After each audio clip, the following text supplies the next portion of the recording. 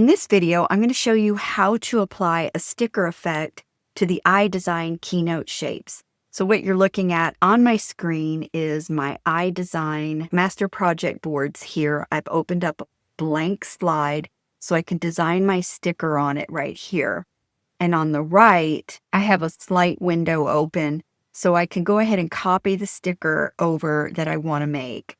And so I'm going to do this butterfly. So I'll just tap it and copy it and then paste it over to my master projects. The reason that I do that, I like to keep my master slides or my master shapes as they come packaged in their original format. That way they're undisturbed and they're untouched. They're all grouped and aligned perfectly. And so if I copy and paste, then these don't get out of alignment or get moved around or get lost or anything like that. I don't design over here on my master shapes. This is basically just my library of all the shapes, and there are a lot of them. We have tons and tons of shapes. In fact, I'm starting to run out of ideas of what to make a shape for because there's so many. And I have another video where I show you how I set all of these up inside one presentation in Keynote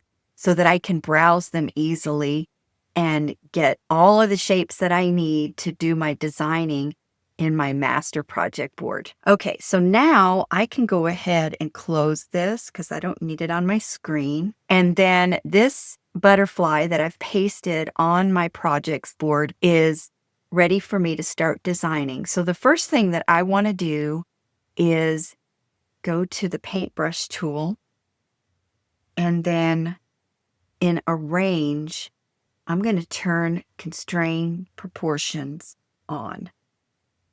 And then that way, when I resize it to make it nice and big on my board, it doesn't get all wonky. All right, so here we go.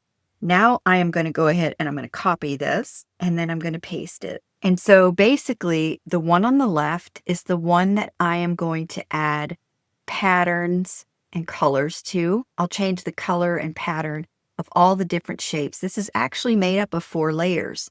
So this is one layer, the wings, and then this part is another layer. And then these antenna and the dots on the ends, that's 2 separate shapes. So if I were to tap on this, you can see that the dots are just one layer. And then when I tap on the antennas, they are also a separate shape, as you could see. But I'm going to leave those black just for time's sake. But I do want to go ahead and add a pattern to the butterfly's wings. So I'm going to double tap. Because this is grouped, I have to double tap just to activate this. And you can't really tell that it's activated, but it is.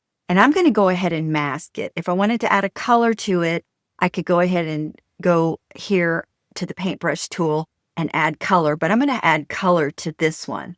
But first, I want to add a pattern here so that I can extract some of the color from the pattern to make this match. So here we go. I'm going to go ahead and click, hold, and drag one of these patterns that's inside my drop box. And I'll just press and hold and drag it onto the wing.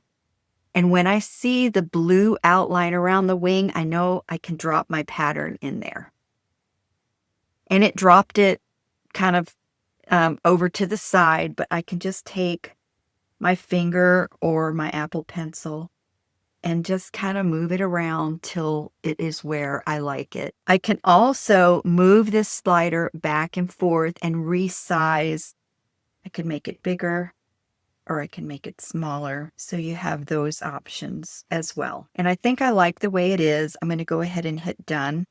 It doesn't look like much now because the white background of the drawing space and the white background in the pattern is just kind of disappearing into that, but that's fine. We'll deal with that in a minute.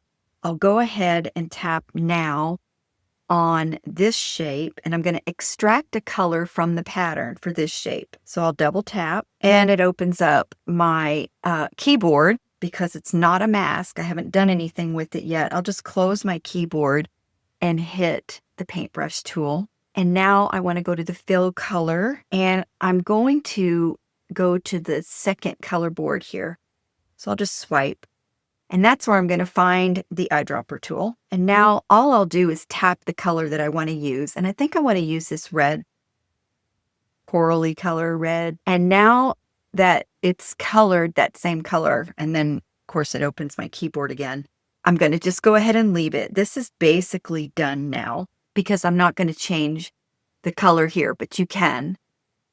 But for time's sake, I'm just going to go ahead and leave them black. All right, now I want to do something here with this shape. And so all I'm going to do here is this is going to be my sticker effect. And essentially, it's going to end up behind this shape. So I'll go ahead and double tap on the wing. I'm going to go to the paintbrush and I'm going to turn on border. Then I want to make the border white. So here's the color right here. I'll tap on white and then I'm going to increase it to about 25. Depending on the size of your board, your project, how large your sticker is on the board is going to determine what size to add to the border here. I've played around a little bit already here, so I know 25 is kind of a sweet spot for me, but you may need to play with that a little bit. All right, so that one's done. You can't tell yet because it's getting lost. It disappears into the white background, but that's okay because we're not done yet. All right, I'm going to go ahead and add a border to this center shape. So I'll tap on the paintbrush. I'll tap on the color. Oh, no, the border. Turn the border on. Sorry, forgot where I was. Okay, and now I'm going to change the color to white. And then I'm going to up the scale on the border to 25, just like I did with the wings. Trying to be careful not to overshoot it. All right, so now you can see there's a border on this because it's against this blue background. All right, now I need to do these 2 layers. So I'll double tap, go to the paintbrush, and now I'm going to, nope, don't want to fill. I want to add a border. I keep forgetting where I'm at. Okay, I'm going to go to color and then tap on the color. And now I'm going to increase to 25 as well. And then I'm going to go ahead and do that to this other shape. And like I said, you can't see it because it disappears. All right, turn on the border. Color the border and then increase it to 25. So I've basically done the same thing to every piece, every layer in this shape. All right. So now that is all done. I'm just going to copy it or I can cut it just to erase it from the board. So I'll go ahead and hit cut and now it's gone. I'm going to go to Good Notes. And Good Notes is a little tricky. I've been using Noteful. And if I do this with Noteful, it keeps it the same size and it brings it back into Keynote the same size. But Good Notes grows things. And I noticed that for all the years that I've been making stickers and making them for Good Notes, I've noticed that when you add something to Good Notes, whether it's a planner, a sticker, it always increases the size. All right, I'll paste. And now I can go ahead and lasso it and cut it from Good Notes. And for that, I'll hit these scissors here. So the reason I cut it from Good Notes is because I don't want to use it in Good Notes. And I didn't want to forget that I left it on this page in my iBible. All right, let's go back to Keynote. And now I'm going to paste. And then I'm going to add a drop shadow. So it's selected and now it's all glued together too, by the way. This is no longer layers, it's all one shape. And so I'm going to hit the paintbrush tool and I'm going to turn on the drop shadow. The next thing I want to do is select it again, hit the paintbrush tool, and I want to go to arrange because I want to send it to the back. So I'm going to make this slider go all the way to the left. And now I'm going to put it underneath. And then since Good Notes brings it over bigger, I'm going to have to play with the top layer to get them the same size. And I have all of my snap to grid stuff turned off so that I can do this without it trying to snap. It goes much smoother if it's not trying to snap to the center or the right or the left. And what I'm trying to do is make sure that you don't see any of this blue etching here. So it looks like I just need a hair, just a hair move to get that in there perfectly. And that looks pretty good to me. It's lined up really nice. So now this sticker is all ready for me to take over to whatever app I want to put it in.